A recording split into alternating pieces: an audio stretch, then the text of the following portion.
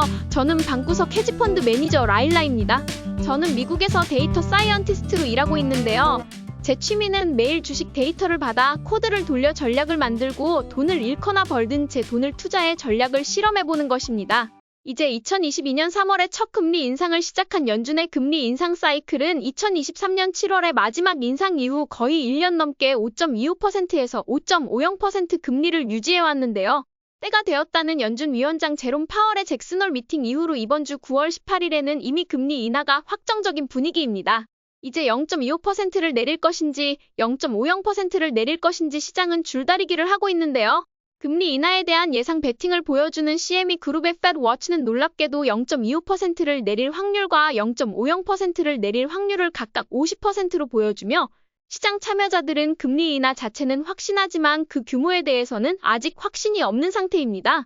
많은 분들이 이미 아시겠지만 연준의 금리가 5.25%와 5.50% 사이에 있다는 것은 초단기 미국 국채 금리가 연준의 금리를 따라간다는 것을 의미합니다. 이 초단기 국채를 기반으로 이자를 주는 일명 머니마켓 펀드에서는 지난 1년간 미국 최대의 자산운용사인 뱅가드는 5.30%, 피델리티는 5.03%의 이자를 주었습니다. 그래서 많은 미국인들이 주식에 돈을 넣기보다는 머니마켓에 현금을 넣어 5%의 연이자를 받고 부담 없이 지냈습니다.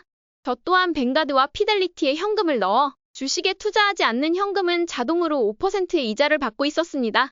이로 인해 배당주의 인기는 시들해졌고 한국인이 사랑하는 배당주 SCHD와 리얼티 인컴 같은 주식에 투자의 필요성을 느끼지 못했고 그로 인하여 배당주들의 주가는 횡보를 거듭했습니다. 이 사실은 연준의 리테일 머니 마켓 펀드에 현재 얼마나 많은 현금이 들어있는지를 살펴보면 알 수 있습니다.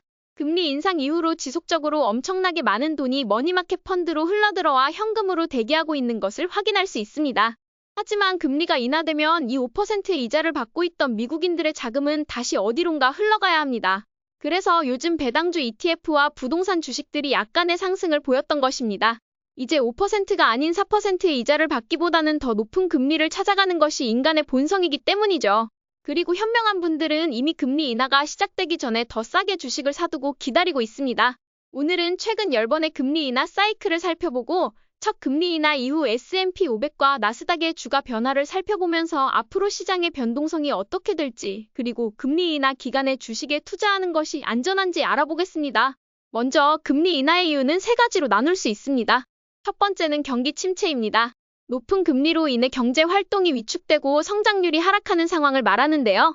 이때는 경제를 다시 활성화하기 위해 금리를 인하합니다.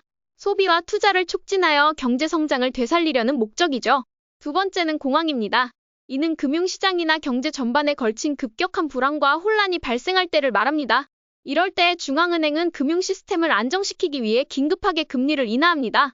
공황 상황에서는 금리 인하가 시장의 공포를 줄이고 신뢰를 회복시키는 중요한 역할을 합니다. 마지막으로 세 번째는 경제 정상화입니다. 경제가 과열되거나 긴축된 상태에서 벗어나 정상적인 상태로 돌아가기 위한 목적으로 금리를 인하하는 것이죠. 이 경우는 경제가 과열되어 인플레이션이 우려되는 상황이 해소되거나 지나치게 긴축된 상황에서 벗어나기 위해 금리를 조정하는 경우입니다. 이 세 가지 이유로 금리 인하가 이루어지는데 각 이유에 따라 시장의 반응이 다를 수 있습니다. 또한 첫 금리 인하의 규모는 두 가지로 나뉩니다. 0.25%와 0.50%. 지난 10번의 금리 인하 중 절반은 0.25%였고 나머지 절반은 0.50%였습니다. 이는 첫 금리 인하의 규모가 상황에 따라 달라진다는 것을 보여줍니다. 경기 침체나 공황과 같은 상황에서는 더 큰 폭의 금리 인하가 이루어지기도 하고 경제 정상화를 위해서는 비교적 작은 폭의 금리 인하가 사용되기도 합니다. 많은 분들이 첫 금리 인하의 폭이 0.25%인지 0.50%인지에 대해 궁금해하실 텐데요. 물론 금리 인하의 폭도 중요하지만 더 중요한 것은 금리 인하 이후 주식시장의 반응입니다. 첫 금리 인하 후 S&P 500과 나스닥의 1개월, 3개월, 6개월 그리고 1년 후 수익률 변화를 보는 것이 더 의미가 있습니다. 과거 데이터를 보면 첫 금리 인하 후 주식시장이 어떻게 움직이는지에 대한 많은 정보를 얻을 수 있는데요. 이번 금리 인하 이후에도 비슷한 패턴이 나타날지 주목해볼 필요가 있습니다. 먼저 첫 금리 인하 후 S&P 500의 수익률 변화를 살펴볼까요? 여기 표를 보시면 첫 금리 인하 날짜와 S&P 500의 수익률 변화를 정리해 놓았습니다. 이 표는 각 금리 인하 이후 1개월, 3개월, 6개월, 1년 그리고 2년 동안의 S&P 500 수익률을 보여줍니다. 이 데이터를 통해 우리는 금리 인하 이후 시장이 어떻게 반응했는지 명확하게 알 수 있습니다. 예를 들어 1984년 9월 27일에 금리 인하가 이루어진 후 1개월 뒤에는 S&P 500이 마이너스 1.31% 하락했지만 1년 뒤에는 9.06% 상승한 것을 볼 수 있습니다. 반면 2020년 3월 3일에 코로나19로 있었던 금리 인하 이후에는 1개월 뒤 마이너스 15.86%로 큰 폭의 하락을 보였지만 1년 뒤에는 무려 27.18%의 상승을 기록했습니다.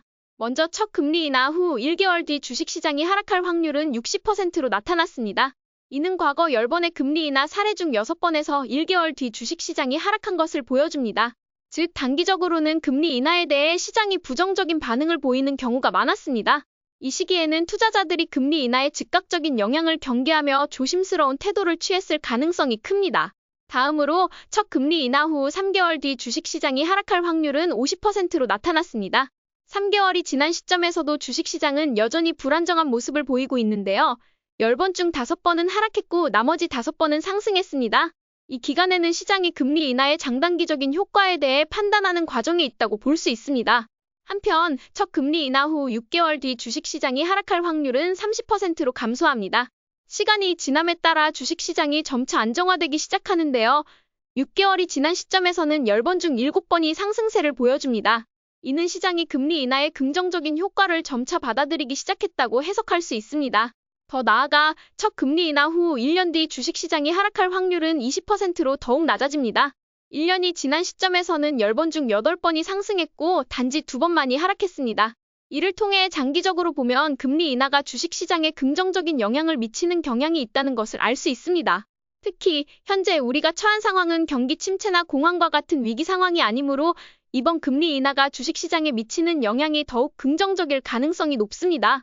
이제 나스닥의 주식 변화를 살펴볼까요? 1년 뒤의 수익률을 살펴보면 닷컴 버블과 2008년 금융위기를 제외한 거의 모든 기간에서 나스닥 지수는 상승했습니다. 이는 장기적으로 금리 인하가 성장주 중심인 나스닥에 긍정적인 영향을 미친다는 것을 시사합니다. 특히 기술주가 주도하는 나스닥은 금리 인하에 더 큰 수혜를 받았던 것으로 보입니다. 지금까지 살펴본 데이터에 따르면 첫 금리 인하 후 주식시장의 수익률은 인하 이유에 따라 다르게 나타났습니다. 경기 침체나 공황 시에는 주식시장이 부정적인 수익률을 보이는 경향이 있지만 경제 정상화에 따른 금리 인하의 경우 주식시장은 긍정적인 흐름을 보이는 것으로 나타났습니다.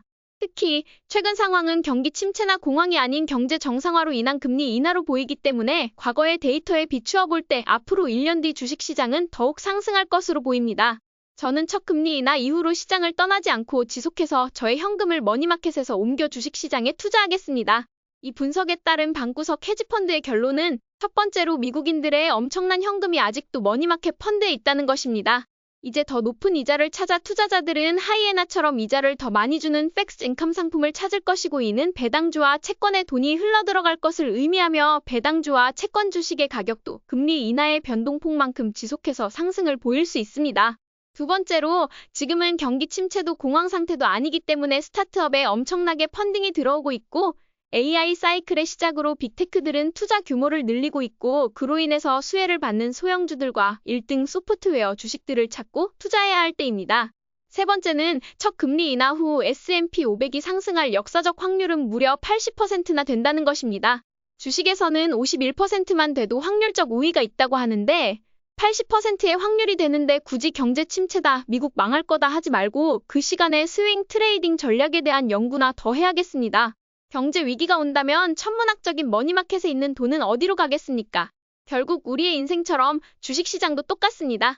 우리가 컨트롤할 수 없는 것은 가만히 두고 우리가 컨트롤할 수 있는 것들에 지속적으로 집중한다면 돈도 벌고 정신건강에도 좋고 행복한 인생을 살 수 있을 것이라고 생각합니다. 오늘은 첫 금리 인하와 그에 따른 주식시장에 대한 영향에 대해서 분석해봤는데요. 방구석 헤지펀드는 앞으로 더욱더 투자를 오히려 늘릴 예정이고 주도주를 찾는 저만의 과정을 공유드리겠습니다. 오늘도 저희 전략이 재미있으셨다면 좋아요와 구독 버튼 눌러주세요. 지금까지 방구석 헤지펀드 매니저 라일라였습니다. 감사합니다.